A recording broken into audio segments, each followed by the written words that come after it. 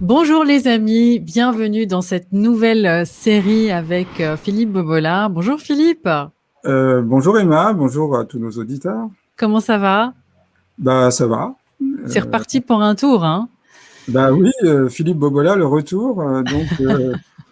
On va voir un certain nombre d'éléments qui me semblent intéressants dans la compréhension du puzzle d'ensemble, et en particulier cette révolution industrielle 4.0 qui est un peu cachée. On a plus mis en avant le Covid que cette révolution industrielle Effectivement. 4.0. Effectivement, on va rentrer maintenant dans un sujet dont pas grand monde ne parle, c'est cette révolution 4.0. Parce que beaucoup de personnes parlent, en l'occurrence de Monsieur Schwab, Klaus Schwab, moi j'aime bien l'appeler Santa Claus, avec son livre sur le grand reset.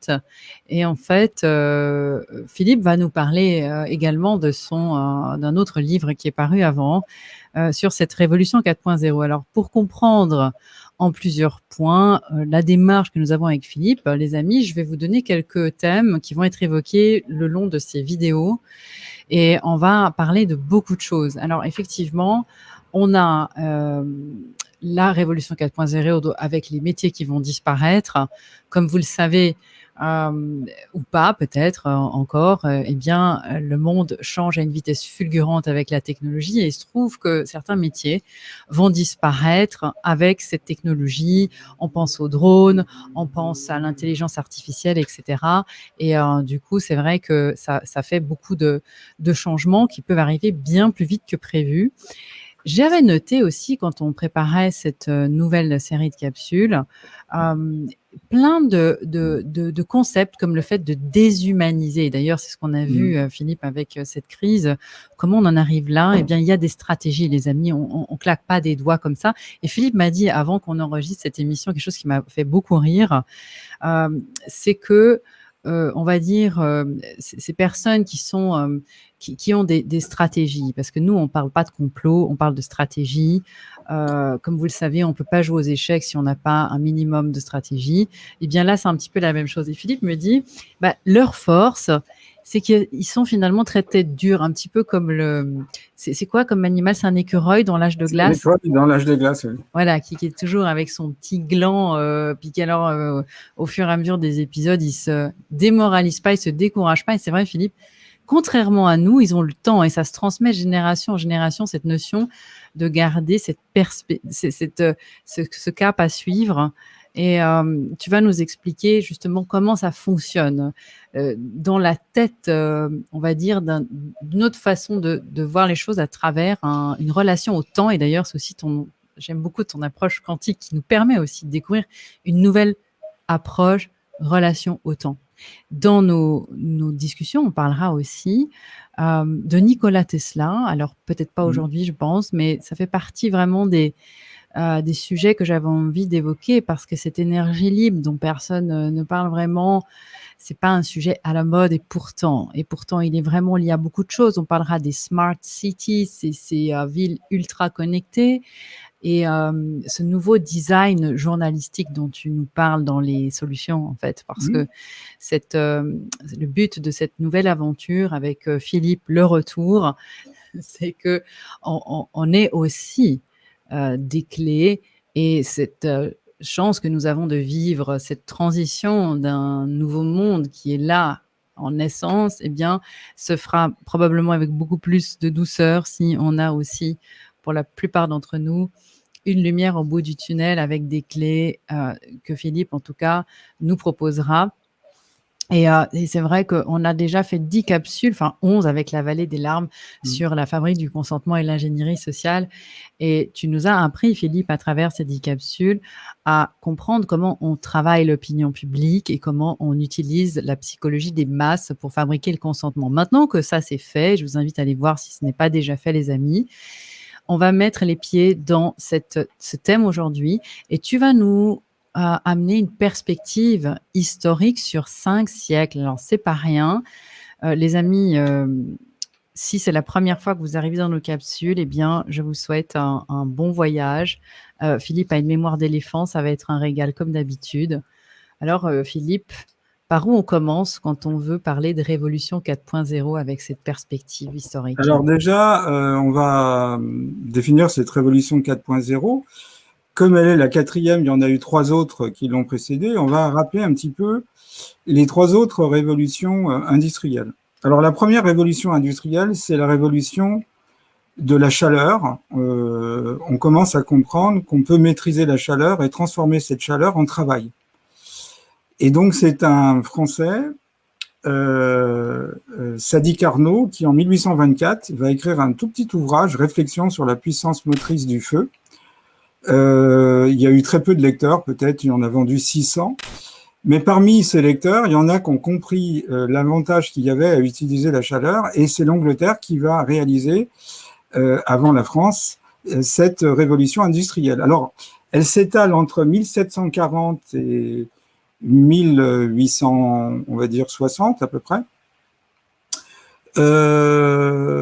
Donc cette révolution industrielle va utiliser les énergies fossiles, donc le charbon qui chauffait crée de la chaleur, et la chaleur peut faire tourner une roue à eau par exemple, et on comprend tout de suite l'avantage qu'ont eu les entreprises de filature à utiliser cette énergie, ou la locomotive, ou tout un tas de machines dites thermiques. Alors cette révolution sera aussi celle des chaînes de montage. Vous voyez, la Ford T, comment on peut spécialiser les individus et les amener à construire une voiture. Alors pour la petite anecdote, Charles Ford avait promis à ses employés une voiture, ils auraient tous une Ford T, à condition qu'elle soit de la même couleur. Parce que dès qu'on voulait avoir des options, bah c'est plus lent. Et donc, on est déjà dans un début de standardisation et d'uniformisation. Ensuite, fin 19e et début du 20e, va arriver une deuxième révolution, c'est la révolution de l'électricité. On ne parlera pas de Nikola Tesla, mais on commence à comprendre qu'on peut maîtriser cette énergie mystérieuse. Au départ, ce sont les salons mondains qui vont s'amuser à manier le magnétisme, l'électricité, et puis des industriels, il y en a 2 célèbres, Thomas Edison et Tesla, Nikola Tesla, vont véritablement dompter l'électricité, et on voit toutes les transformations que cette révolution a pu opérer dans nos vies. La lumière, l'électricité et tout ce qui s'ensuit de cette maîtrise de l'électricité. Alors, cette révolution va être complétée par la naissance d'une nouvelle physique, qui est la physique quantique, qui va naître en 1900 avec un scientifique allemand, Max Planck, qui va découvrir que la matière émet de la lumière de façon discontinue. Discontinue, ça veut dire que, par exemple, un atome émettra un paquet de lumière, ou 2 paquets de lumière, ou 3 paquets de lumière, et entre 2 paquets, il n'y a rien. Et c'est la première fois que la physique trouvait des valeurs qui pouvaient progresser par bond, passer d'une valeur, la valeur 1, à la valeur 2. Alors ça a l'air de rien, cette petite contrainte de discontinuité, mais ça va donner des propriétés qui vont presque réenchanter le monde, et qu'on est en train d'essayer d'exploiter avec les ordinateurs quantiques. En tous les cas, les physiciens commencent à mieux comprendre l'atome, à mieux comprendre ce qu'est l'électricité, une petite particule porteuse d'une charge négative, et on va commencer à exploiter cette énergie électrique. Fil de cuivre, un financier, JP Morgan, comprend tout à fait l'intérêt qu'il a de subventionner les travaux de Tesla, mais quand Tesla arrive à la notion d'énergie libre, il n'est plus du tout d'accord. Alors, la troisième révolution industrielle va commencer à partir des années 60, c'est l'arrivée des premiers ordinateurs centraux, C'est principalement le monde militaire et le monde de la recherche qui va utiliser des gros ordinateurs. D'ailleurs, IBM n'a pas compris que les ordinateurs allaient quitter ces deux domaines, la recherche et le monde militaire, pour aller à la rencontre des citoyens, hein, et l'ordinateur est rentré à l'intérieur des foyers. C'est ce qu'on a appelé à une époque la domotique. Et ça apparaît dans les années 70-80 jusqu'en 90 où apparaît une révolution, c'est Internet. C'est-à-dire que les gens sont connectés et donc l'information, plus que jamais, prend une importance qu'elle n'avait jamais prise. Alors, on pourrait résumer l'histoire de l'humanité, c'est vraiment la maîtrise d'une énergie qui fait le dominant. Donc, au départ, c'est la force physique. Après, c'est la force des énergies fossiles. Après, c'est la force des énergies véhiculées par la technologie. Et puis, on arrive à la 4e révolution que Klaus Schwab annonce, la révolution 4.0. Alors, cette révolution, elle va être basée sur des technologies d'implantation. C'est la première, on va dire, mutation. Deuxième mutation, c'est l'identification numérique. Vous aurez une présence numérique. De même que vous avez une adresse Internet, vous aurez une présence numérique. On voit tout de suite l'importance de la présence numérique puisque ça permet une traçabilité. La vision va devenir une nouvelle interface. Donc, on a déjà, Google prévoit des lunettes connectables. Donc, vous allez pouvoir déclencher l'activation d'appareils dans votre quotidien ou les éteindre. Donc, vous aurez la possibilité d'interagir avec la perspective mise en avant dans cette révolution 4.0 de pouvoir agir sur les objets de notre quotidien par la pensée. C'est Internet comme habit. Nos habits vont être eux-mêmes connectés à Internet. Évidemment, l'informatique sera omniprésente, 5e mutation. 6e mutation, on a une capacité, une puissance. Donc, on aura dans notre poche des super ordinateurs qui seront de plus en plus rapides et de plus en plus performants. On aura un stockage pour tous, donc c'est le cloud. Vous voyez, on fait miroiter que tout le monde pourra stocker de l'information presque à volonté. C'est l'Internet des objets. Les objets sont connectés à Internet, donc on est dans un tout connectable. Les maisons deviennent connectables et connectées. Les villes deviennent intelligentes. On a vu dans certains pays qu'on envisage des villes comme Neon qui sont des projets où les villes deviennent intelligentes. Alors, ça veut dire quoi une ville intelligente? Ça veut dire une ville sécurisée. On n'a que des objets connectables, où on a des caméras à reconnaissance faciale, donc sécurité absolue, et plein de conséquences qu'on va à nouveau voir au cours de cette émission. Alors, ensuite, vous avez d'autres révolutions, comme par exemple l'utilisation des big data comme aide à la décision. Donc, de plus en plus, les réseaux sociaux vont permettre de drainer des informations. D'ailleurs, il faut le remarquer, s'il n'y avait pas eu ces réseaux sociaux, on n'aurait pas pu savoir ce que les gens pensaient. Et donc, ça a été à la fois une force et une faiblesse, comme tout objet nouveau technologique qui a un côté Janus. On a pu communiquer entre nous et essayer de substituer à des informations fausses des informations rectifiées, mais aussi on sait ce qu'on pense. Alors, les voitures autonomes, alors ça va vraiment monter en puissance et on comprend pourquoi Elon Musk est présenté comme une sorte d'oligarche à part. Mais la voiture Tesla, ça sera une voiture qui permettra de contrôler les déplacements des gens.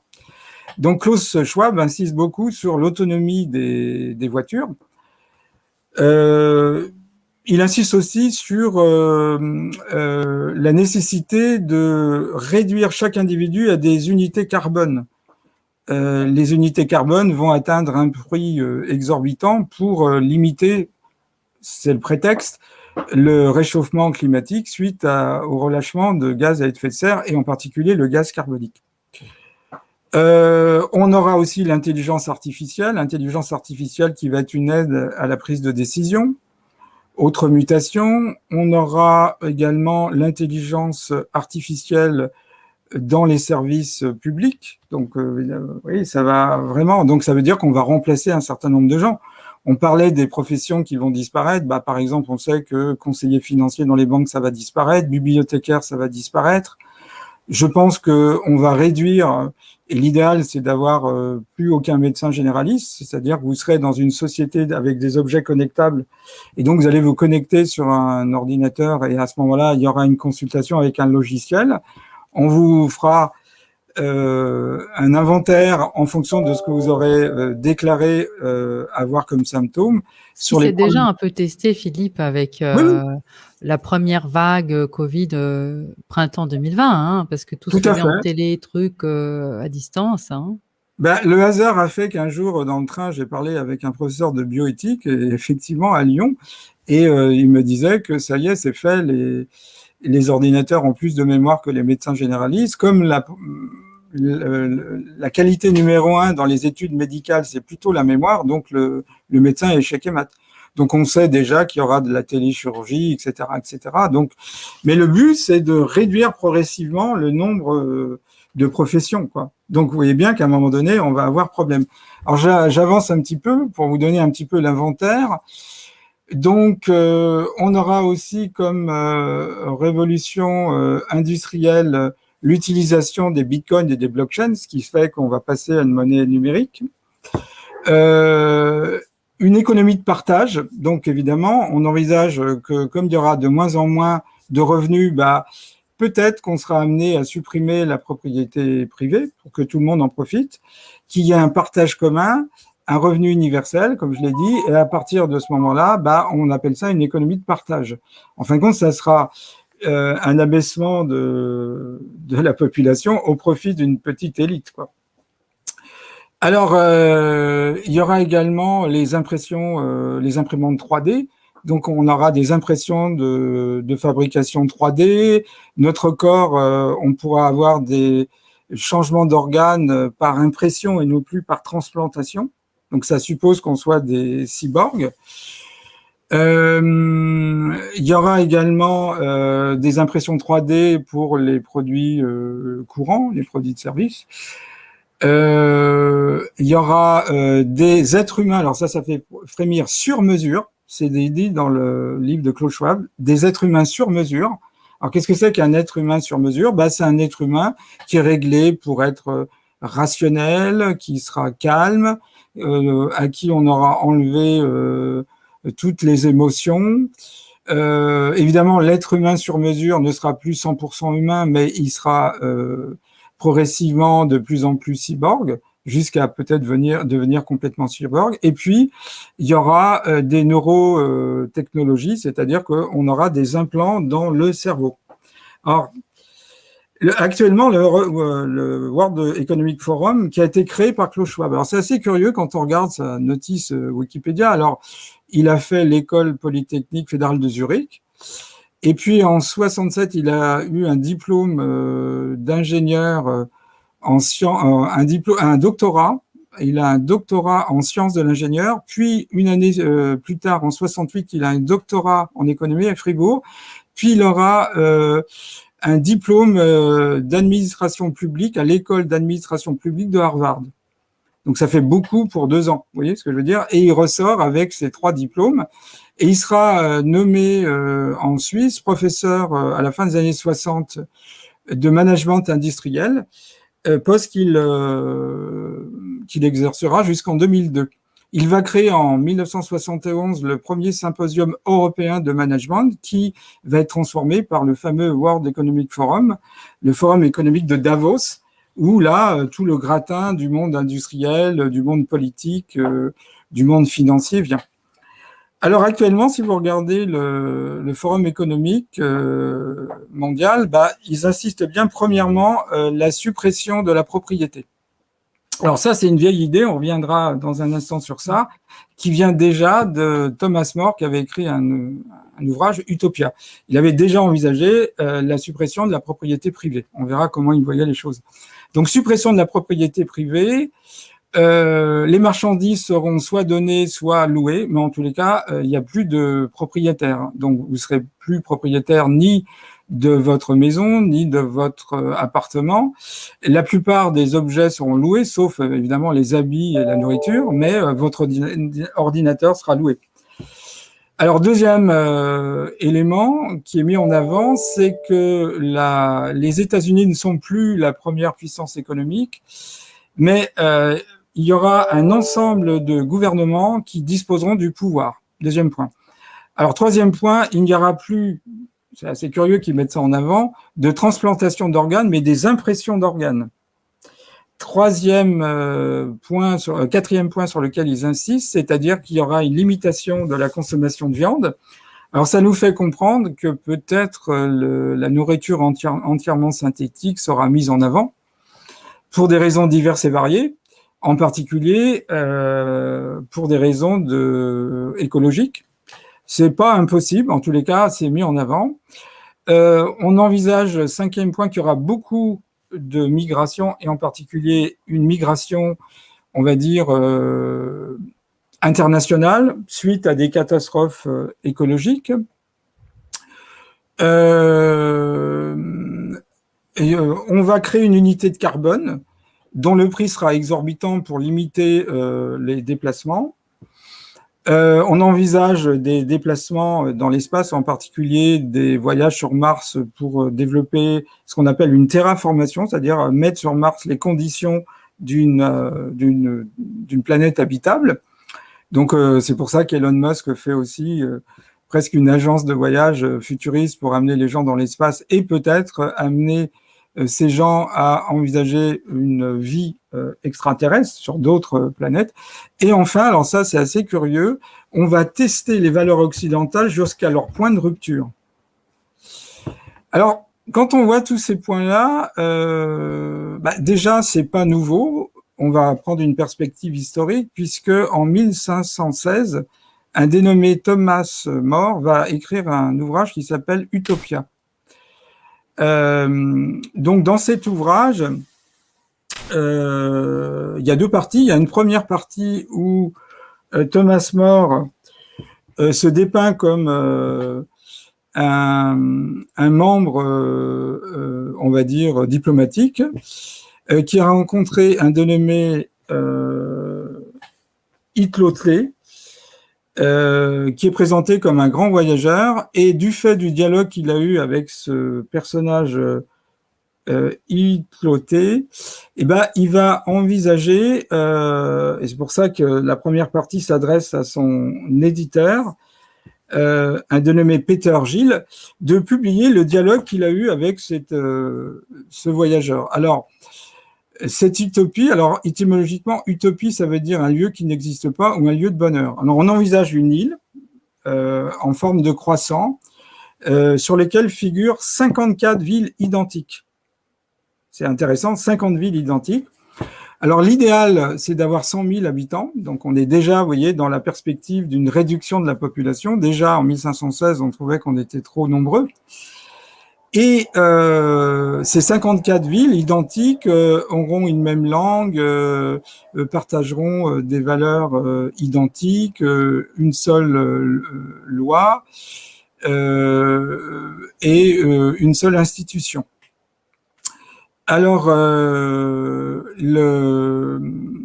qu'est-ce qu'il prévoit ? La suppression de la propriété, vous voyez, c'est pas nouveau. Les gens pourront habiter pendant 10 ans sur un lieu, mais au bout de 10 ans, ils sont obligés de se déplacer. Alors, deuxième chose, c'est la suppression de l'argent. Donc, il n'y a plus d'argent. Donc, les gens essayent de vivre de ce dont ils ont besoin, mais il n'y a plus du tout d'argent qui circule. Les gens devront travailler. Alors, on a réglé une journée de 6 heures de travail, donc il n'y aura plus de nobles, plus de mendiants, plus de mères au foyer, plus de religieux. On voit bien qu'on veut déjà s'attaquer à la religion, hein, parce que les religieux sont considérés comme des oisifs peu productifs. on a un service non pas militaire, mais un service agricole de 2 ans.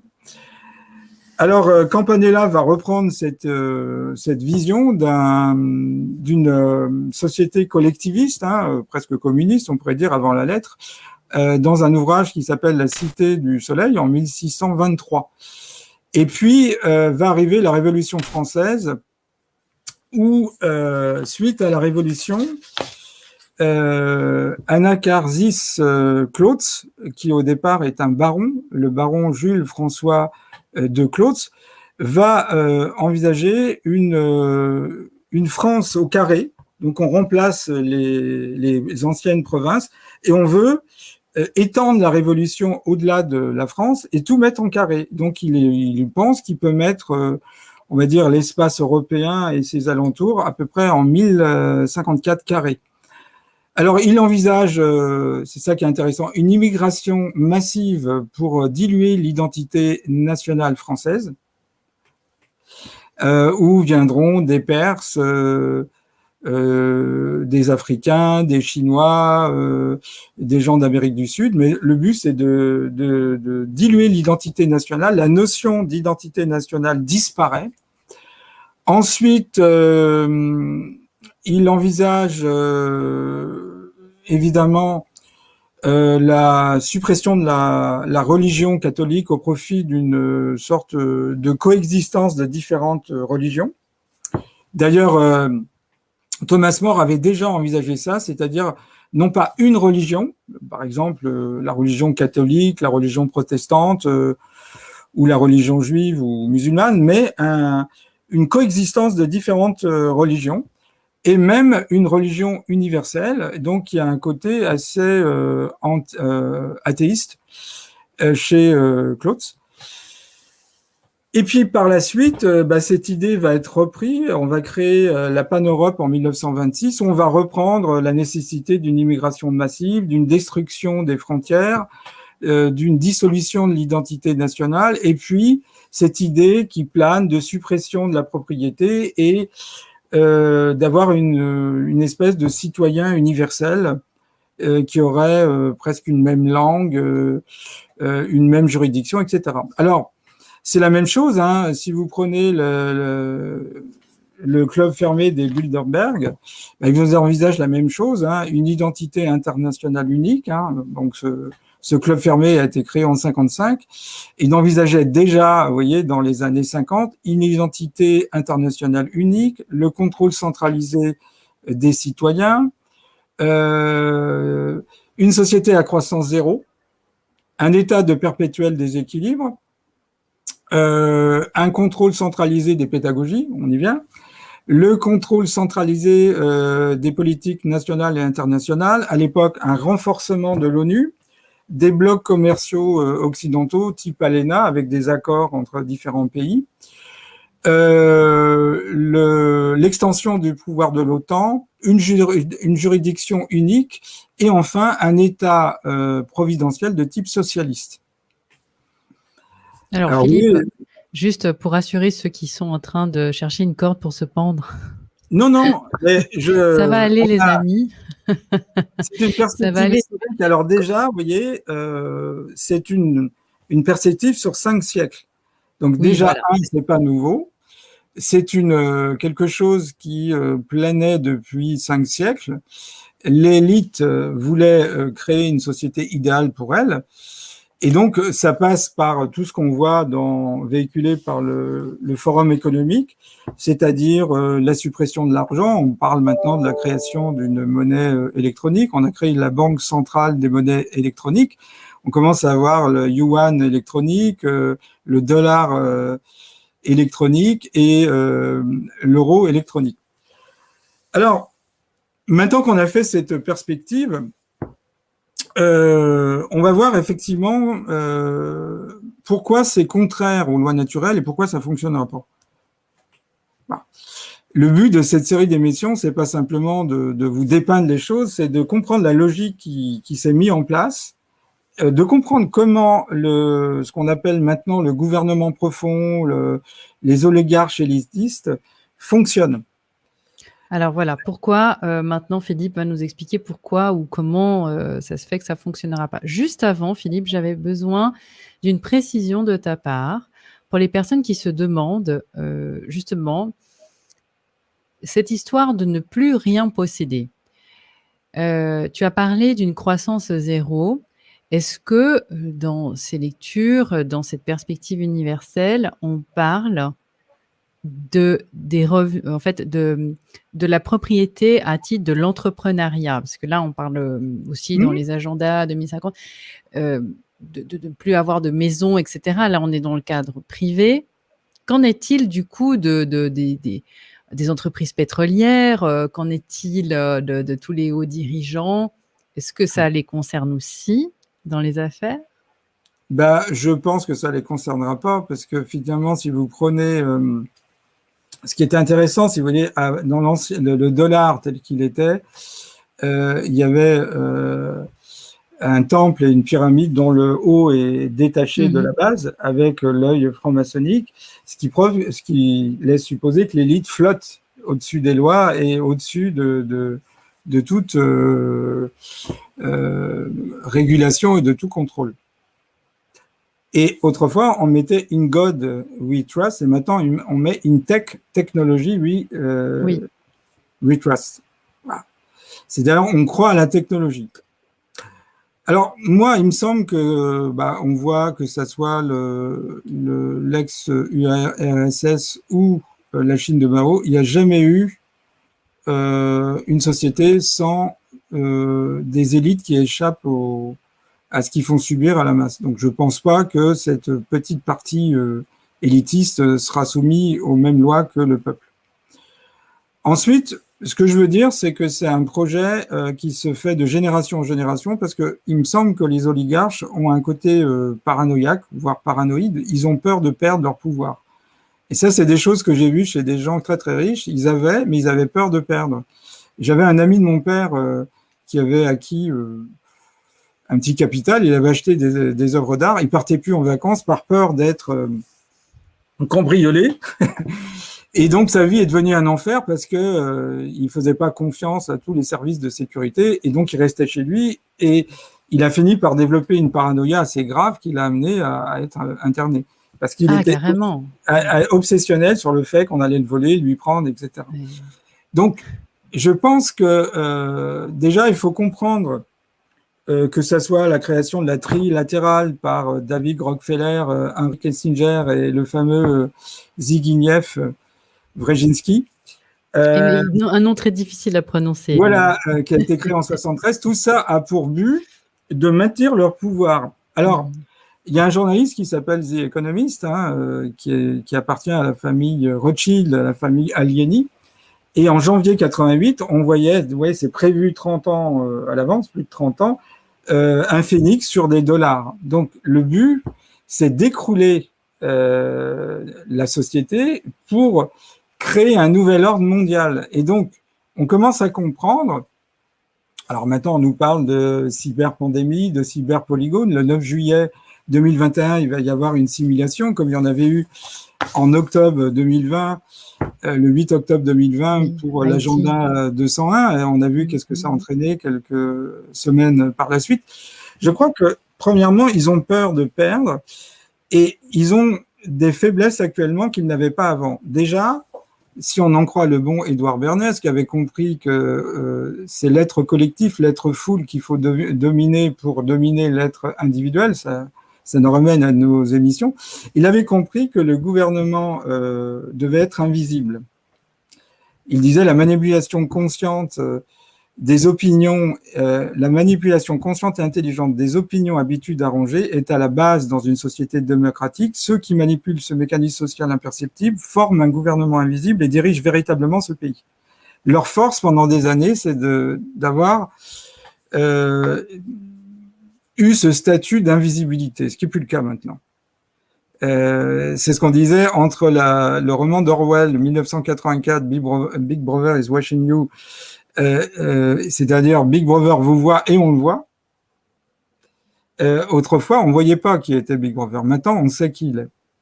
Et ça, c'est énorme. Ensuite, on a compris le plan. Et ce plan, si je vais prendre mes différentes casquettes, on voit bien qu'il n'est pas juste. Et je crois à la justesse de l'univers. Il n'est pas juste. Alors, première objection, on veut nous faire croire. Alors ça, c'est ce que nous disent certaines élites. Alors, c'est assez curieux. Des élites comme Jacques Attali sont élites en France, mais pas à l'étranger. Si vous regardez le poids, l'influence en termes d'articles économiques de Jacques Attali, c'est quasiment nul. Donc, on a des gloires locales. Vous êtes d'accord? Des gloires locales, c'est-à-dire qui se sont comment dirais-je, sacralisées. Ce sont des génies des Carpates et qui, en permanence, sont dans les informations et nous font croire qu'ils ont des capacités d'intuition, de déduction hors du commun. Tout simplement, on leur donne les informations, ils l'écrivent. Tout simplement. Et alors, un certain nombre de penseurs économiques ont voulu nous faire croire que quand la société devenait de plus en plus complexe, on devait abandonner l'État-nation, l'identité, au profit d'une vision plus globaliste. Il y avait la formule « le village devient mondial ». Or, vous voyez bien que c'est l'uniformisation depuis Thomas More qui est mise en avant. On veut avoir des êtres humains sur mesure. Dans le côté paranoïaque, page 144 de la révolution industrielle 4.0, Klaus Schwab nous dit qu'il y aura des technologies qui permettront de voir ce qu'on pense, mais qui permettront de voir nos pensées et émotions secrètes grâce à l'analyse de nos électroencéphalographes. Et c'est un petit peu le but d'avoir un contrôle absolu sur les citoyens, une traçabilité, il n'y a plus d'intimité. Déjà, Anna Karzis-Klotz disait qu'il ne voulait plus voir de frontières, sauf ce qui séparait le ciel du firmament, qui donne, vous voyez, une perspective d'horizon, mais il ne voulait plus avoir de frontières. On commence à comprendre pourquoi, depuis des années déjà, on a commencé à associer la notion d'identité nationale à l'extrême droite, comment, pour les jeunes générations, pas tous évidemment, mais être nationaliste, c'est ringard, c'est une vieille idée, et comment on doit passer d'une pensée identitaire à une pensée globale. Or, en physique, quand vous avez une source chaude et une source froide, au bout d'un certain temps, la source chaude transfère son excès de chaleur à la source froide, et les deux sources sont à la même température, et là, le système n'évolue plus. Il est mort. La deuxième chose, c'est que si on a une société uniforme, parce qu'effectivement, on voit bien qu'est-ce qui rassure un autiste, c'est de la régularité et l'uniformisation de ses journées. Dès qu'il y a du changement, ça l'angoisse. Et donc, moi, ce qui m'avait frappé, quand j'avais reçu, j'ai de la famille qui était venue nous voir des États-Unis dans les années 90, et ils ne voulaient pas prendre de risques pour aller au restaurant. C'est d'ailleurs que quand on disait on va au restaurant, ils disaient vous avez déjà testé le restaurant? On leur disait non. Et alors ils étaient effrayés, ils disaient mais comment vous pouvez savoir qu'il est bon? On disait c'est l'aventure, on verra bien. Si on est déçu, c'est pas grave. Et pour eux, il y a un formatage. Regardez les hôtels qui sont à l'identique. Il y a besoin. Et les sites comme TripAdvisor et ces trucs-là. Hein. On a besoin d'avoir testé que la restauration ou l'hôtel est bien pour y retourner. Donc, on les a habitués à avoir cette vision très répétitive et uniforme. Ensuite, c'est à la base de l'écologie, la biodiversité. C'était la logique utilisée par l'évolution. Il y a eu des millions, voire des milliards d'espèces, hein, si vous regardez les insectes, etc. De même pour les plantes. Et dans une forêt, s'il n'y a pas cette biodiversité, la forêt n'est pas viable. Et puis même, au nom du marxisme, ça c'est curieux, parce que c'est une sorte de fausse idéologie de gauche, où on a repris les travaux du philosophe autrichien Karl Popper. Georges Soros a dit que une société isolée, c'était une société totalitaire, donc il fallait stigmatiser la notion d'État-nation comme étant vecteur d'une pensée d'extrême droite au profit du village mondial. Mais au nom du marxisme, c'est la lutte des classes qui fait avancer l'histoire. S'il n'y a plus de lutte des classes, il n'y a plus d'histoire. Et peut-être que c'est le but. Il n'y a plus d'histoire humaine. Mais il y a un relais qui se fait avec une autre aventure qui serait celle des cyborgs, des robots. Et donc, derrière ces oligarches, il y a la volonté de devenir Dieu à la place de Dieu, de poursuivre l'œuvre de l'évolution, de transformer l'homme et d'en faire un être entièrement créé par eux. Alors, Philippe, moi j'ai une question toute simple par rapport à la technologie, parce que là on parle d'une perspective sur 5 siècles. Pour parler d'objets connectés, on a besoin d'une technologie comme la 5G, par exemple, ce que beaucoup ignorent en pensant qu'ils vont télécharger leurs films plus vite. Mais en fait, la 5G sert à connecter les objets. C'est ça, Philippe, hein, Oui, surtout, oui, tout à fait. principalement.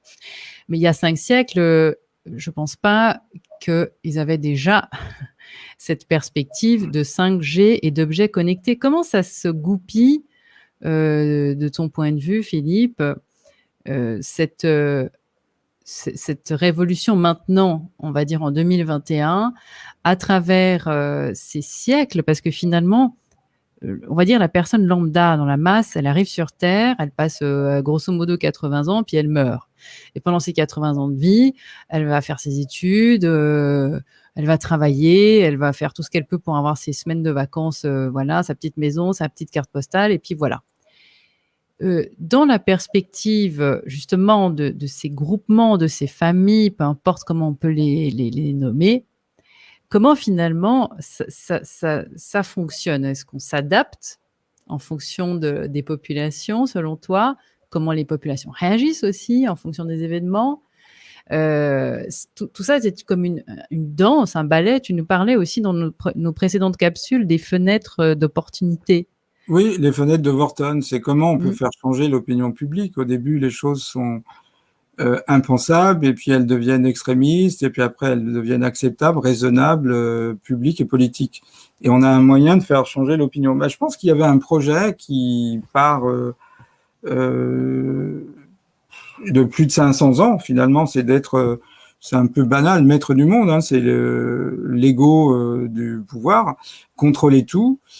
Avoir la possibilité de découvrir le futur révolutionnaire dans l'œuf pour éviter qu'il échappe à notre contrôle. Et on voit bien que Klaus Schwab est un admirateur du modèle chinois. D'ailleurs, l'Europe prend le pas aussi pour aller vers ce modèle chinois où on n'a plus d'intimité. Mais au-delà de ça, ce que je voudrais déjà, premièrement, j'aimerais faire vibrer chez chacun de nos auditeurs son côté humain. Pour moi, ce projet, il est anti-humain. C'est pas humain. Vous voyez, on a presque le sentiment qu'il y a une haine de l'humain tel qu'il est. Ou une peur. Sera la prochaine émission sur le transhumanisme, on verra bien qu'on a besoin de l'homme augmenté. Bah, ça veut dire quoi? L'homme, il est incomplet. Mais par définition, tout être incarné est soumis à l'incomplétude. Le divin est parfait. Mais au-delà de ça, il y a la peur de mourir. Vous voyez, la peur de mourir est ce qui effraie ces gens, quoi. Ils sont purement matérialistes. Et lors d'une émission où il y avait Laurent Alexandre, Jacques Attali disait « Seul l'objet peut prétendre être immortel. Tout ce qui est vivant a une durée de vie limitée. » Donc on voit bien que le problème de ces élites, si on les appelle ainsi, c'est le fait qu'ils soient mortels. Et finalement, on veut revenir à la mythologie. Si on prend la mythologie égyptienne, il y avait les dieux qui étaient immortels, il y avait les demi-dieux qui étaient demi-mortels, qui avaient une durée de vie moins longue, et puis il y avait les mortels. Et donc, coexistait dans la mythologie grecque cette notion d'immortalité, de longévité allongée pour les demi-mortels, qui n'étaient quand même pas soumis à l'éternité, et puis les simples mortels, qui, eux, avaient une vie tout à fait normale. Alors, là, on voit bien que leur motivation, elle est de type messianique.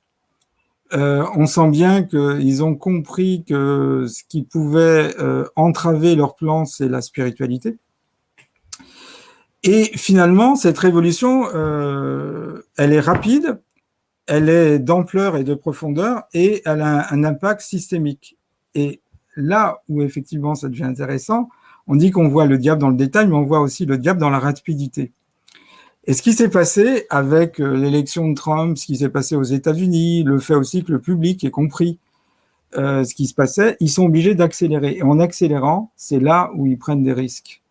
Et le paramètre temps va être quelque chose d'extrêmement intéressant dans leur nécessité d'agir vite, c'est là où effectivement ils vont faire preuve de faiblesse.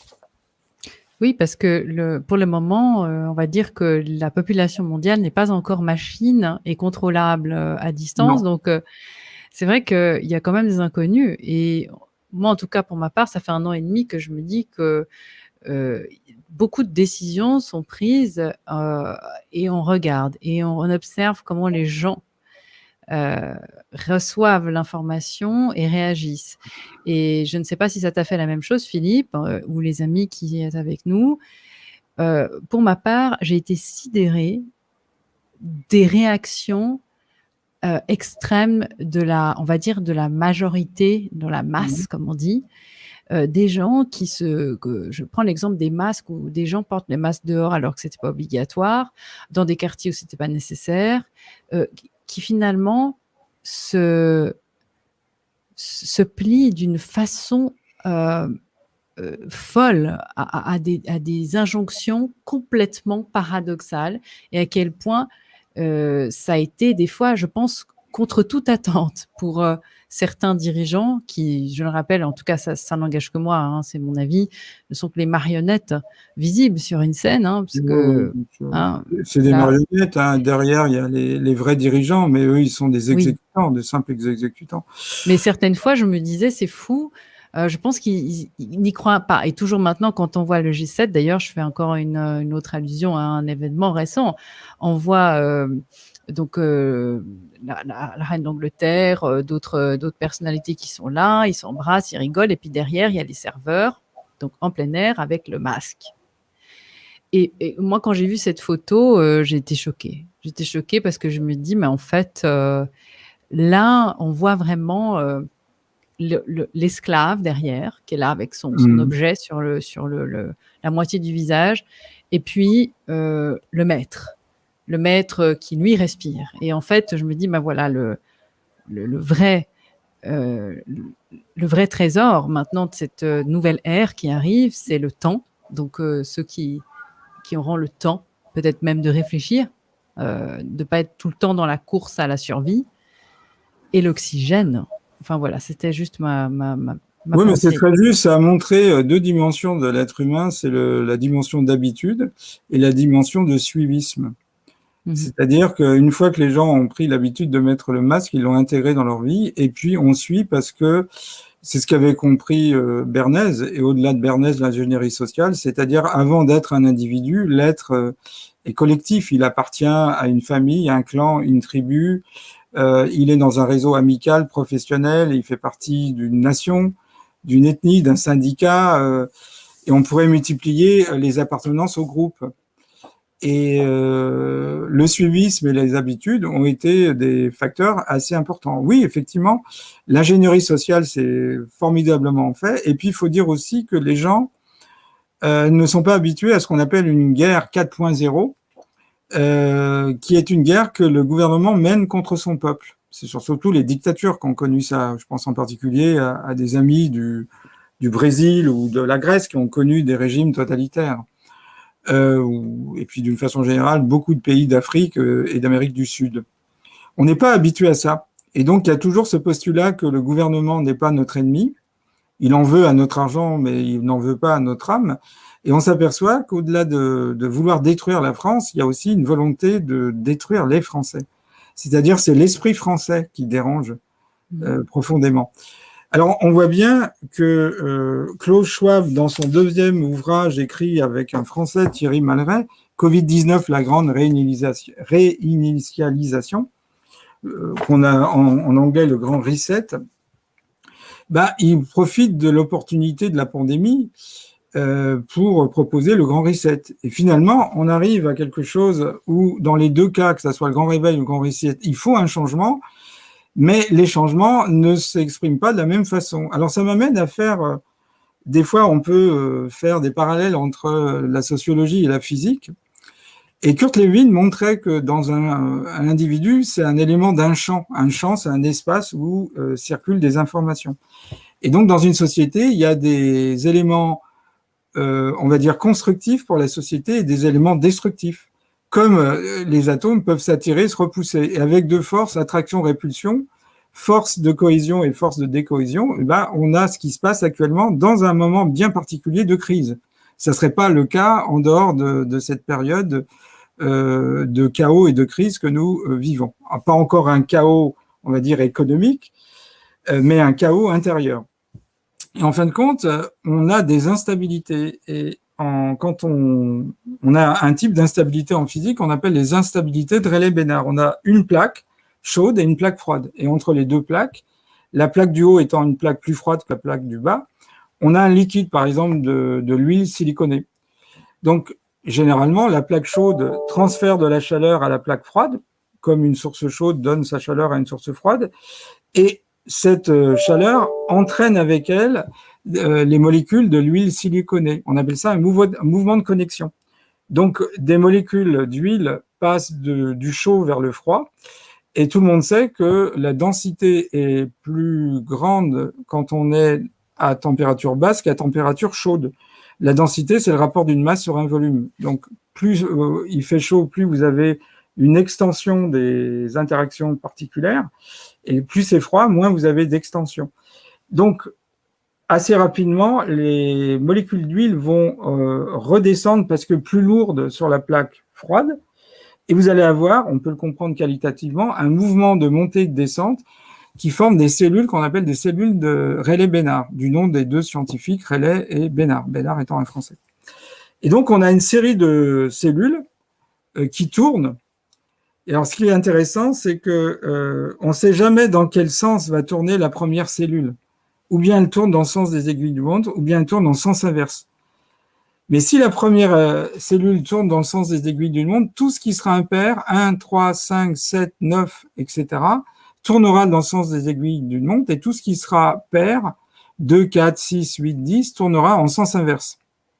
Alors, c'était une découverte assez surprenante pour les physico-chimistes, parce qu'on avait l'impression que plus on élevait la température, plus il y allait avoir du désordre pour aller vers le chaos. Mais quand on atteint une température critique, il apparaît un ordre dans le désordre, comme si le liquide voulait éviter le désordre. Il va enfermer l'excès de chaleur qu'on lui fournit dans des formes géométriques qu'on appelle des structures dites dissipatives. Et si on voit deux cellules successives, ben, il y en a une qui tourne dans un sens et l'autre qui tourne dans le sens inverse. Ça me rappelle, moi, le grand réveil et le grand reset. Vous voyez bien que dans les deux cas, il y a une réforme nécessaire. Il faut être aveugle pour ne pas comprendre qu'il faut une réforme. Mais ça tourne dans un sens inverse en fonction du grand reset et du grand réveil. Dans le grand réveil, bah, on a une volonté de retrouver des valeurs humaines. On n'est pas en distanciation sociale, on retrouve le lien social et puis la créativité. Et on sent qu'on peut reconstruire en libérant toute cette créativité qui est bloquée pour des raisons stratégiques et administratives par le gouvernement profond. Dans l'autre, on s'enfonce dans la nuit avec la distanciation sociale, les masques, la fin de la propriété privée. D'ailleurs, il y a un slogan, vous n'aurez rien et vous serez heureux. Oui, oui. On voit d'ailleurs sur le site internet du World Economic Forum qui est à 1 kilomètre de chez moi d'ailleurs, ils sont pas très loin. Mais la personne qui illustre sur le site vous n'aurez rien, vous serez heureux, elle a un peu le visage, vous savez, du personnage de Tex Avery, Droopy, quoi. Oui. You know what, I am happy, quoi. Je n'ai rien, mais je suis heureux, mais il devrait l'exprimer sur son visage. Donc, on comprend bien que pour arriver à imposer un nouvel ordre mondial, il fallait passer par la destruction des économies. Et alors, on a eu une guerre bactériologique, le Covid-19, qui a entraîné l'arrêt de l'économie. Au bout de 4-5 confinements, bah, l'économie est écroulée. Et à ce moment-là, il y a une difficulté pour travailler. On propose aux gens le revenu universel, puisqu'il n'y a plus de travail. Et le revenu universel, c'est mettre la main ou le pied dans la porte ou la main dans l'engrenage. C'est-à-dire, au bout d'un moment, bah, vous ne pouvez plus travailler, vous êtes soumis au revenu universel. Or, le revenu universel fait de vous un employé de l'État, alors qu'avant, c'est l'État qui était votre employé par nos impôts. Et à partir de là, bah, vous n'avez plus d'appartement ou plus de maison, donc on peut vous imposer ce qu'on veut, puisque par définition, il n'y a plus de propriété privée, mais c'est l'État qui devient le propriétaire de l'ensemble du du pays et des biens immobiliers du pays. Alors, moi, je reste confiant parce que c'est un projet, le projet humain n'est pas parfait parce que par définition, l'homme n'étant pas divin, ces projets, aussi géniaux soient-ils, n'aboutissent pas à la perfection. En plus, c'est pas juste. Et je pense qu'il y a plus en plus de gens qui comprennent et cette série d'émissions aura pour but d'amener les gens à faire une résistance spirituelle. Et on expliquera qu'est-ce que c'est qu'une résistance spirituelle, ce que j'ai commencé à faire à l'île d'Ibiza, et comment, avec les armes de la pensée, de l'information et de l'émotion haute, on peut arrêter ce qui est aberrant, puisque c'est pas prévu par la nature. Donc jusqu'à présent, la nature a toujours été plus forte que l'être humain. Ces projets sont des projets déments. Vous voyez bien, c'est vraiment l'œuvre d'oligarches. Alors ça fait sourire parce que dans l'Apocalypse de Saint Jean, on nous parle des 24 vieillards qui entourent le trône de Dieu. Mais nous, les 24 vieillards, ils sont pas drôles. Hein. On a George Soros, on a Warren Buffett. Voilà, c'est des gens... c'est comme s'ils avaient donné leur âme au diable. C'est le pacte ou le mythe de Faust. Il y a quelque chose qui est plus de l'ordre de la raison raisonnable. Et ce qui est, à partir de cette émission, le but, c'est pas de faire peur, c'est de ressentir en nous notre humaine nature qui nous fait dire non, qui nous positionne et qui dit non, je n'accepte jamais un tel monde, je me positionne. Parce qu'évidemment, on voit bien que assez rapidement, on va passer du passeport sanitaire au passeport vaccinal, l'obligation vaccinale peut-être pour travailler ou pas. Et à chaque fois qu'on passe une étape supplémentaire, la question qui se pose, c'est est-ce que j'accepte ou pas? Mais il faut être deux pour jouer, effectivement, Philippe. C'est vrai que ça énerve des fois quand on entend ça au début. Mais il faut un consentement pour que ça fonctionne, tout ça. Et... la fabrique du consentement, c'est loin d'être gagné. Je pense que si ça s'accélère, c'est qu'ils sentent que le système n'est pas aussi jouable qu'ils l'auraient envisagé, même si on a l'impression que tout le monde se vaccine. Il y a quand même de plus en plus de gens qui sont informés. Et puis après, il faut peut-être voir les choses différemment, non pas en termes de masse critique, mais d'information critique.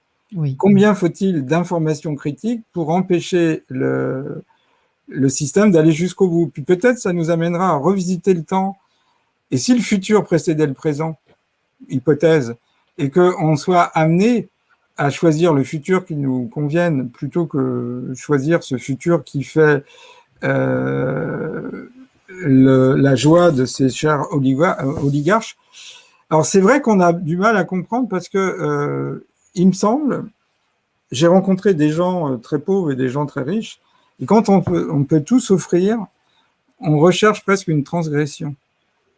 C'est pour ça qu'effectivement, on peut avoir des gens qui ont bien réussi financièrement avec un capital et puis qui vont aller vers des perversions inimaginables.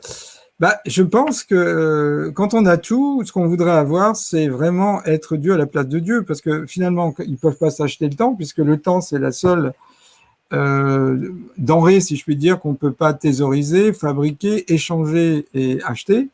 Donc, ils s'achètent une longévité, ils ne sont pas encore dans l'immortalité.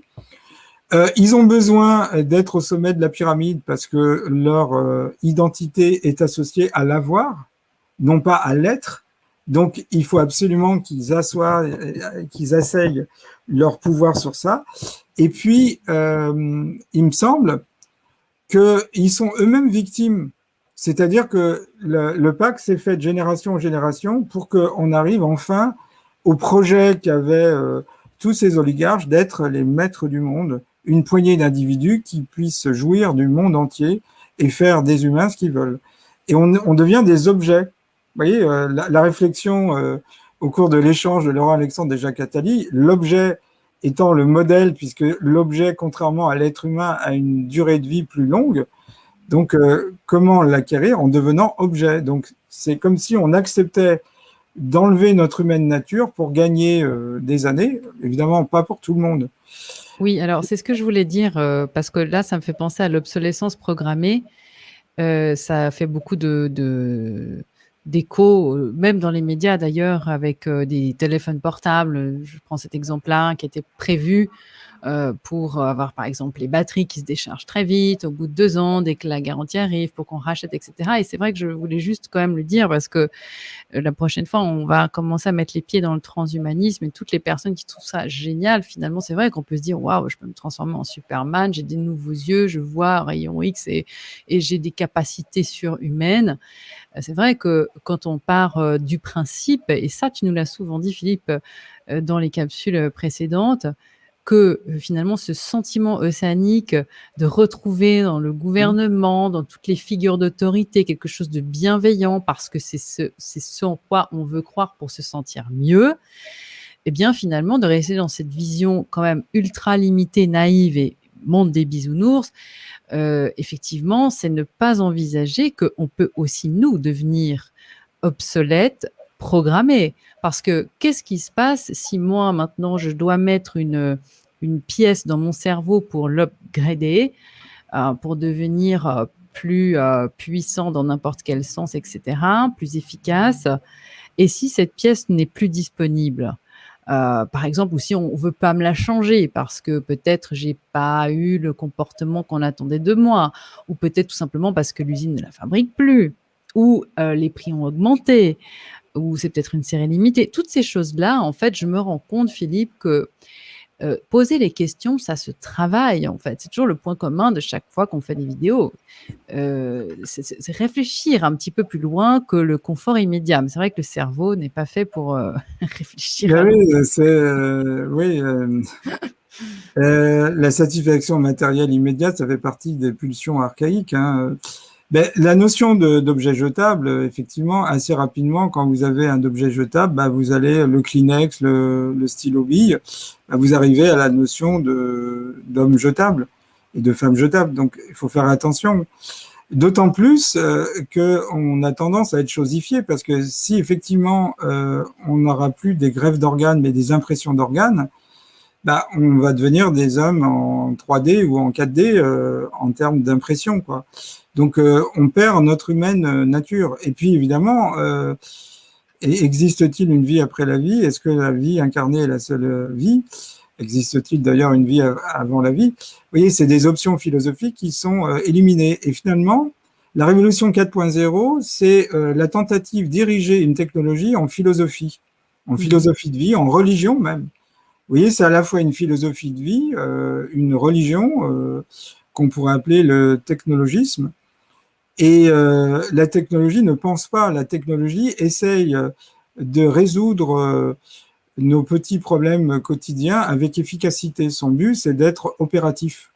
La science ne pense pas, telle n'est pas sa fonction, mais elle a un degré de recul sur ce qu'elle fait un petit peu plus important que la technologie. Mais la technologie qui longtemps débouchait de la science, maintenant donne à la science sa conduite.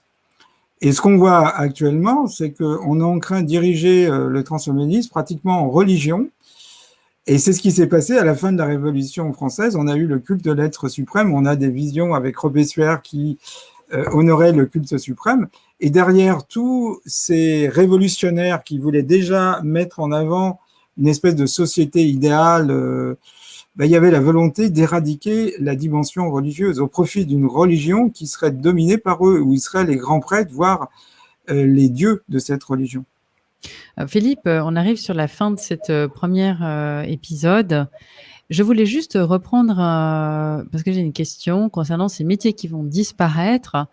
On assiste quand même à beaucoup de métiers qui ont peur de se positionner, puisque tu nous rappelles tout le temps l'importance de se positionner, peu importe sa position, mais en tout cas de prendre position et la responsabilité qui va avec.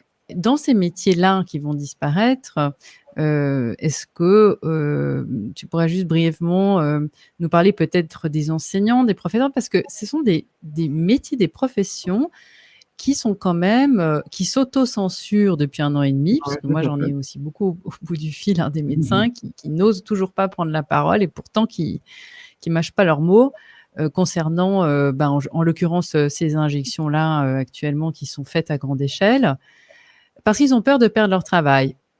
Selon toi, est-ce que ces gens-là vont de toute façon le perdre? Donc tant qu'à faire, autant dire ce Je qu'on pense pense. qu'ils vont le perdre. Par exemple, ça a été ma profession, hein, enseignant à l'université. On peut très bien avoir des robots.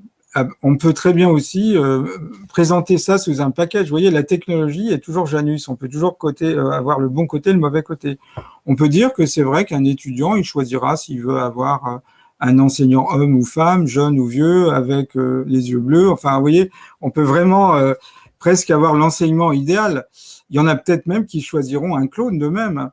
Mais ça veut dire qu'on n'aura plus besoin d'autant d'enseignants. Je pense à la police aussi, par exemple. La police va être remplacée. On voit bien qu'on va avoir des robots qui vont remplacer la police. Les pharmaciens vont être remplacés, eux qui ne se sont pas positionnés. Maintenant, on a des robots qui sont capables de scanner une ordonnance et d'aller chercher tel ou tel médicament. Donc, je veux dire, c'est quelque chose qui est faisable. En plus, on aura des drones qui viendront livrer. Donc, à la limite, les gens, par gain de temps, vont pas aller faire la queue à la pharmacie. Il suffira de pianoter sur Internet, d'avoir un logiciel qui fera un état des lieux de nos symptômes et nous proposera une médication. Et à ce moment-là, on ira sur un site et un drone viendra nous le livrer peut-être dans la demi-heure qui suit. De même, Agent les avocats. immobilier, du coup. Agent immobilier Mais fini, pareil, puisque agent immobilier, c'est fini. Vous arriverez sur place et il y aura un robot qui vous fera, vous voyez, vous aurez peut-être un code à faire et puis il y aura un robot qui vous fera visiter l'ensemble de l'appartement ou de la villa que vous voulez acheter, louer ou un gîte. plus loué, du coup, vu qu'on n'aura plus l'accès à la Bah oui, propriété. si on est dans cette propriété, louer, mais louer à l'État. Vous voyez ce que je veux dire? Donc, on voit bien que le but, c'est d'amener l'homme à être nu. Et donc, il y a toute une, vous voyez, depuis Jean-Jacques Rousseau, Proudhon, la propriété, c'est le vol, il y avait cette volonté d'imposer. Et donc, le poète Rainer Maria Rilke disait « Le futur s'infiltre en nous et s'y transforme pour nous préparer à sa venue. » Il s'infiltre avant, on présente la chose avant, vous voyez. Il y a eu toute une préparation sur la décroissance bienheureuse, sur le fait qu'on devait... voilà. Alors, en résumé, on a eu une pandémie, qui est plus une épidémie, qui a entraîné une dictature technico-sanitaire. Cette dictature technico-sanitaire a détruit les économies. Les économies vont se reconstruire, mais avec un pacte social complètement différent. Donc, vous voyez bien que le but, c'est de diviser les gens. Donc, il y a ceux qui auront un petit capital et qui auront du mal à le voir partir, puis ceux qui n'ont rien, qui trouveront ça tout à fait normal. Donc, on mettra tout le monde au même niveau, sauf notre chère élite. Et puis après, on va rentrer dans la dictature écologique avec les unités de carbone. Et donc, la voiture Tesla, on commence à comprendre que vous pourrez plus vous déplacer comme vous voulez.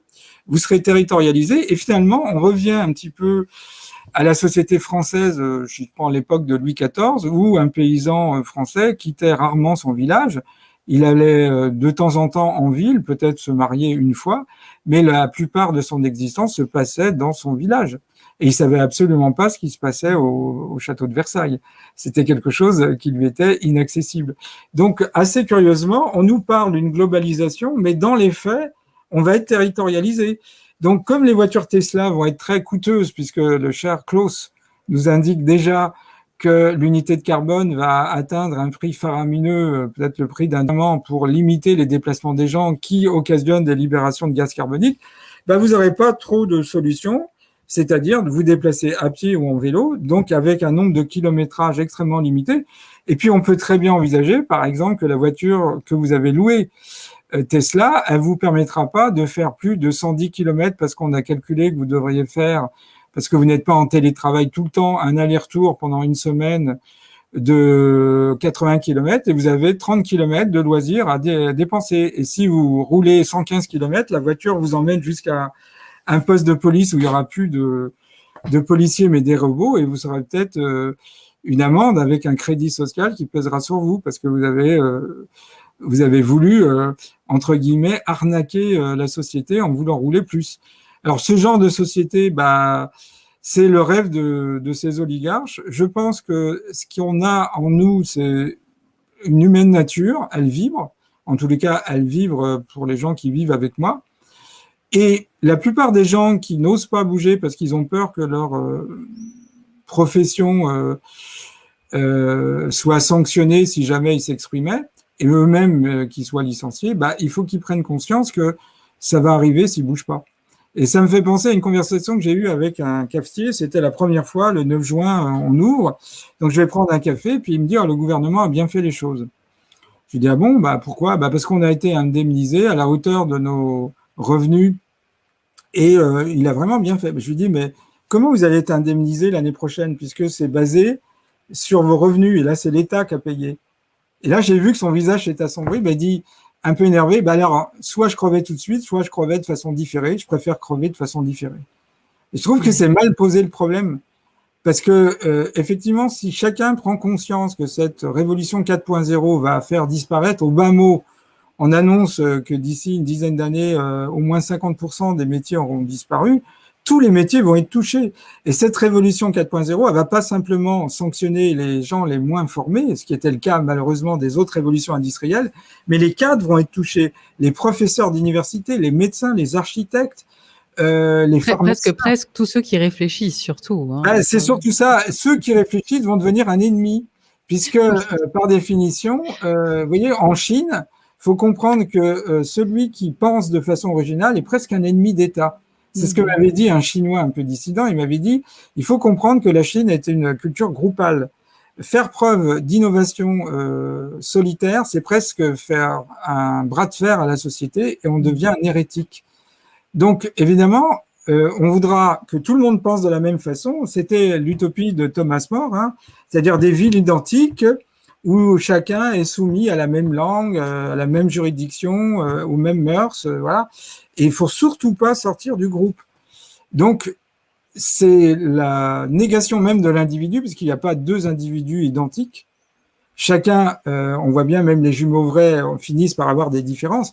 Donc, c'est l'ultime tentative d'uniformiser la société. Or, là, il y a une confusion entre l'unité et l'uniformisation. L'uniformisation, c'est vraiment la philosophie Macintosh copier-coller. Je copie et colle partout ce que j'ai considéré comme étant la seule société viable. L'unité, c'est la somme des complémentarités. Donc, c'est deux choses différentes. L'unité au sens, on va dire, spirituel du terme, c'est de considérer que les éléments ne sont pas opposés, mais deviennent complémentaires, les éléments du cosmos ou les éléments humains, alors que la vision qu'a le World Economic Forum, c'est une vision d'uniformisation où chacun, vous voyez, un être humain sur mesure. C'est-à-dire, on sera programmé pour avoir le même ton, etc. Et il y a des études qui ont montré que, en fonction il suffit d'enregistrer 5 minutes de conversation et on voit à partir de mots, d'intonations, les souffrances d'un individu. Donc, un robot pourrait être le compagnon idéal. C'est-à-dire, il pourra vous donner le mot que vous attendez, l'attitude que vous attendriez d'un compagnon ou d'une compagne idéale. Et en ce sens, on rentre dans quelque chose qui est du narcissisme affectif, quoi. Et en Chine, j'ai un copain qui est journaliste, qui est revenu de Chine, il m'a dit qu'ils mettent le paquet auprès des enfants de bas âge sur l'intelligence artificielle.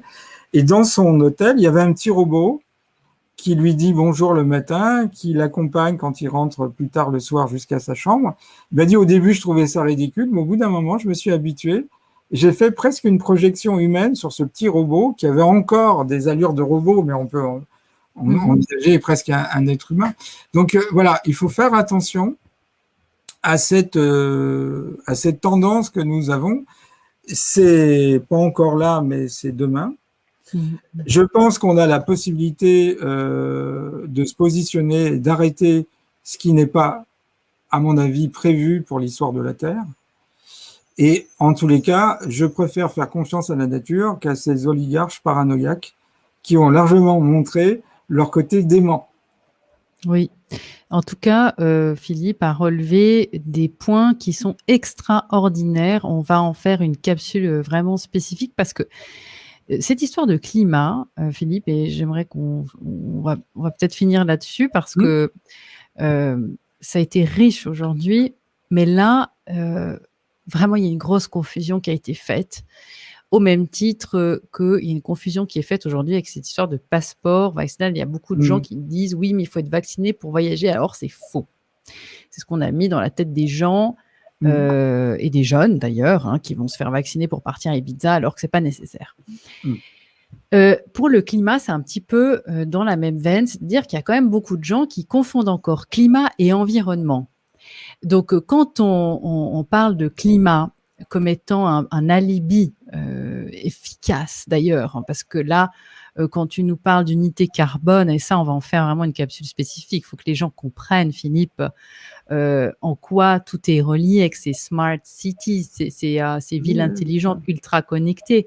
Ça me fait penser à Rosa Quare aussi, j'en parlerai parce que paix à elle est décédée il n'y a pas longtemps et ça a été une femme extraordinaire qui a travaillé en Californie pour le gouvernement et qui a été une des premières à dénoncer ce qui était en train d'advenir, ces prisons à ciel ouvert finalement, parce que beaucoup parlent des camps de concentration, mais évidemment, ça ne va pas se faire comme ça, hein. Ça va se faire joli, comme on a justement cette neuroergonomie. On sait que dans les pays asiatiques, si vous prenez une amende, les amis, c'est un joli petit manga qui vous dit oui, vous n'avez pas été sage, hein, alors il va falloir payer maintenant. Ça, c'est tout ça. Et comme tu nous dis, les petits robots mignons. Et en fait, il faut bien trouver une raison à tout ça. Une raison vertueuse, hein, parce qu'on parle aussi beaucoup de vertu dans tous ces systèmes qui sont malsains. Et alors, le climat, c'est extraordinaire, parce qu'au nom du climat, de protéger les petits oursons polaires, etc., eh bien, on mélange tout. Et on peut faire à l'humain qui a un bon fond, hein, d'ailleurs. Si l'humain n'avait pas un bon fond, on n'en serait jamais là. On voit quand même des gens aujourd'hui se faire vacciner pour protéger les autres, alors que tous les spécialistes le disent de façon unanime. Enfin, j'ai pas entendu quelqu'un dire le contraire. Ça ne protège pas de la transmission. Mais il y a encore des gens qui pensent sauver le monde en faisant ça. Et du coup, on se dit, mais waouh, comment on joue sur la faiblesse des gens avec un thème comme le climat. Et puis les gens disent oui, mais alors quand même il faut, si tu crois pas en ça, parce que bon, je vais pas développer sur ça aujourd'hui, ce n'est pas une question de croyance, hein, nous on parle de faits. Eh bien, les gens pensent qu'on jette nos poubelles par la fenêtre, en fait. Ça n'a rien à voir. Respecter son environnement, trier ses déchets, recycler, etc. Enfin, pas tout jeter par la fenêtre, ça n'a rien à voir. Ça veut dire respecter son environnement de vie pour aussi les générations à venir. Et je pense que là, il va falloir aussi démêler les nœuds, Philippe. Je ne sais pas si on pourra faire une émission pour démêler les nœuds, mais en fin de compte, ce qui se passe, on avait vu l'inhibition de l'action d'Henri Laborie. Oui. Simplement, un cerveau, c'est fait pour agir. Et si la personne ne peut pas fuir, ce qui est le cas actuellement, ni agresser, elle fuit dans l'imaginaire. Elle a besoin d'agir. Et effectivement, la lutte contre le climat, c'est la seule façon qu'on ait d'agir, puisque notre pouvoir politique est quasiment néant actuellement. On n'a pas la possibilité, pour la plupart des gens, c'est ce qu'ils pensent, de pouvoir agir. Mais par contre, on peut agir pour limiter le réchauffement climatique. Alors, il ne s'agit pas de nier le réchauffement climatique, c'est la cause.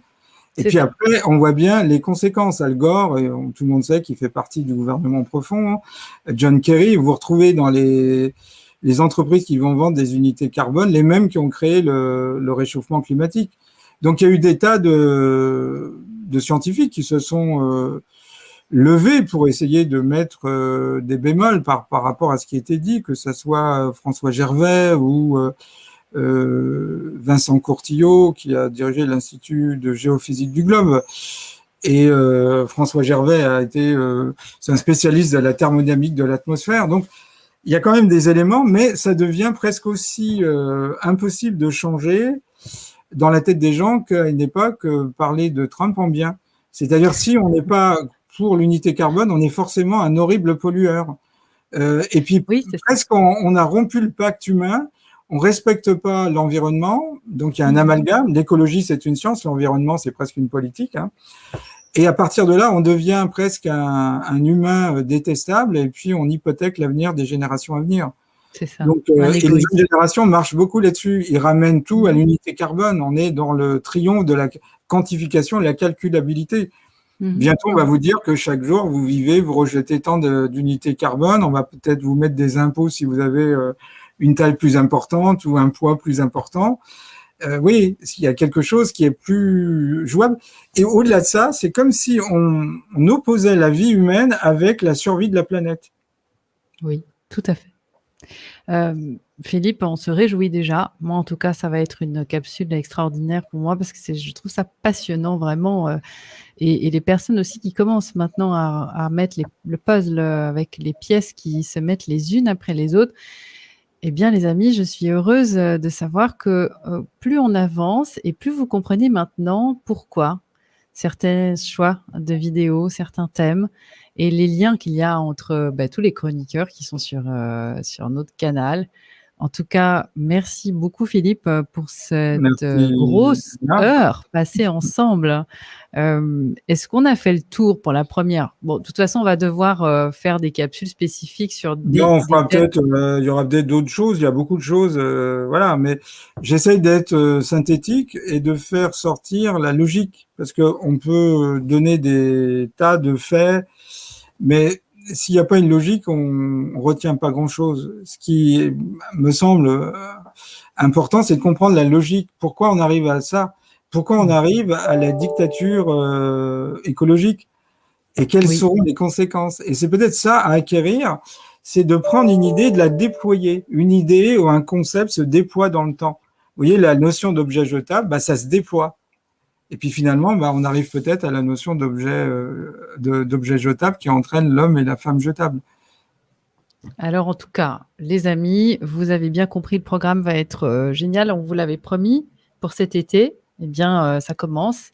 On va parler donc du climat, mais sous une autre façon. C'est comment vous allez être, vous, donc les petites unités carbone maléfiques de ces smart cities. C'est vraiment un sujet sur lequel je reviens beaucoup et je sais que Philippe l'explique vraiment super bien. En plus, le gaz à effet de serre numéro 1, c'est pas le carbone ou monoxyde de carbone ou dioxyde de carbone, CO, CO2, c'est la vapeur d'eau.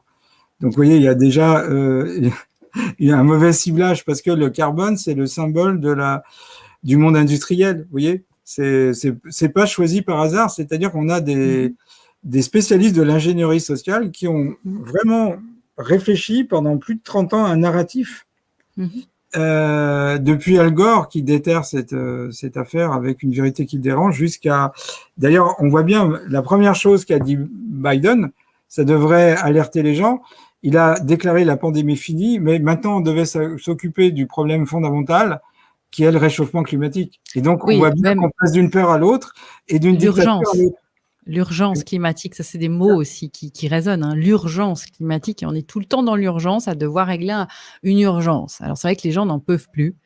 Et c'est vrai que ces vidéos vont permettre aussi de se calmer, parce qu'avant d'apporter des solutions, il faut aussi déjà se calmer et comprendre de quoi on parle. Et puis évidemment, le transhumanisme, ça va être un autre gros sujet. Le transhumanisme, on le développera, parce que derrière ça, il y a le corps fondamental du gouvernement profond. Mais comprendre, percevoir la logique, même comprendre comment fonctionne le gouvernement profond, et puis après trouver des solutions pour arrêter ce processus. Voilà. C'est un peu la façon dont ces capsules vont être construites. Voilà. En tout cas, vous pouvez retrouver les amis Philippe Bobola en regardant dans les descriptifs de cette vidéo à l'Unité du Savoir. On a aussi eu la chance à Genève d'accueillir Philippe pour un week-end de formation sur le double quantique. Et puis, on vous tiendra au courant puisque Philippe va venir. Effectivement, ça a été plein très rapidement et les listes d'attente sont longues. Mais pour ceux qui sont dans la région, je crois sans trop me tromper que d'ici les prochains mois, en tout cas très prochainement, Philippe sera de retour pour une nouvelle session d'un week-end et l'énergie est extraordinaire, je certifie et je confirme. Voilà. Merci Philippe. À la prochaine. À la prochaine, oui. On tient bon. On tient bon. On est toujours au poste. Merci les amis de partager cette vidéo en masse. Voilà tous nos auditeurs. Voilà, que la connaissance soit devenue maintenant une addiction. En tout cas, je vous souhaite une très bonne continuation et puis surtout, venez sur emmacruzy.com, écoutez et téléchargez les contenus gratuitement pour vous. À très vite. Au revoir Emma.